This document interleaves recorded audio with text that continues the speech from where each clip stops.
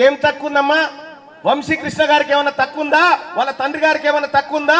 గొప్ప గొప్ప బిజినెస్లు చేసేటువంటి వాళ్ళు ఎర్ర టెండలో ఈ పెద్దపల్లి ప్రాంతాన్ని సింగరేణిని కాపాడుకుంటామని తిరుగుతా ఉన్నారంటే ఆ బిడ్డల త్యాగాన్ని మనమంతా గుర్తించాల్సినటువంటి అవసరం ఉందని చెప్పి తెలియజేస్తా ఉన్నా.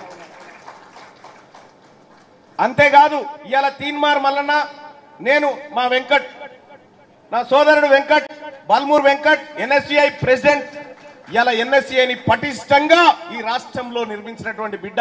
మొన్ననే కాంగ్రెస్ పార్టీ అధిష్టానం గుర్తించి ఎమ్మెల్సీని చేసింది ఇదే బిడ్డ తీన్మార్ మల్లన్న. ఈ తీన్మార్ మల్లన్నను ఎవరు తయారు చేసిరమ్మా? వివేక్ వెంకట స్వామి తయారు చేసిండమ్మా తీన్మార్ మల్లన్నని. ఈ రాష్ట్రంలో కేసీఆర్ ను గద్దె దించడానికి నన్ను ఒక వెపన్ లాగా సమాజం మీద కొదిలినటువంటి బిడ్డ ఈ వివేక్ వెంకట స్వామి.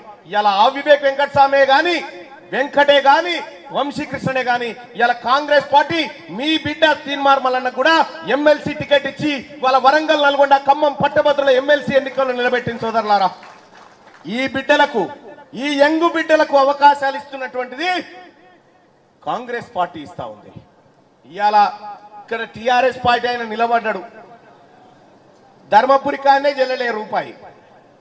ఇప్పుడు మొత్తం తిప్పుతా ఉన్నాడు ఆయన ఏందో చేస్తా అని. ఇక బీజేపీ ఆయన పేరేందో నాకు తెలియదు, ఆయన నేను చూడలే, ఆయన పేరు తెలియదు, గోత్రం తెలియదు నాకు. ఏమో కానీ నాకు తెలియదు. కానీ ఇక ఓడిపోయేట ఆయన ముచ్చట పేరెందుకు, గోత్రం ఎందుకు, ఏమెందుకు. కానీ అమ్మా ఇప్పుడు తెలంగాణ రాష్ట్రంలో అక్కడ ఖమ్మము, నల్లగొండ, నాగర్ కర్నూలు, పెద్దపల్లి, మైబాల్ మేమెక్కువ మెజార్టీ అంటే మేమెక్కువ మెజార్టీ అంటారు. మరి పెద్దపల్లిలో ఉన్నటువంటి బిడ్డలారా, మీ బిడ్డను శక్తివంతునిగా భారీ మెజార్టీతో గెలిపిస్తే 5 లక్షల మెజార్టీ ఇస్తారా, 4 లక్షలు ఇస్తారా? మీ మెజార్టీని బట్టి ఈ రాష్ట్రంలో ఎవ్వరికి రానంత మెజార్టీ ఈ పెద్దపల్లి గడ్డ నుంచి మీ అందరి ఆశీర్వాదంతో మీ బిడ్డ వంశీకృష్ణకు వస్తే రేపొద్దుగాల మీ కండగా నిలబడతాడు.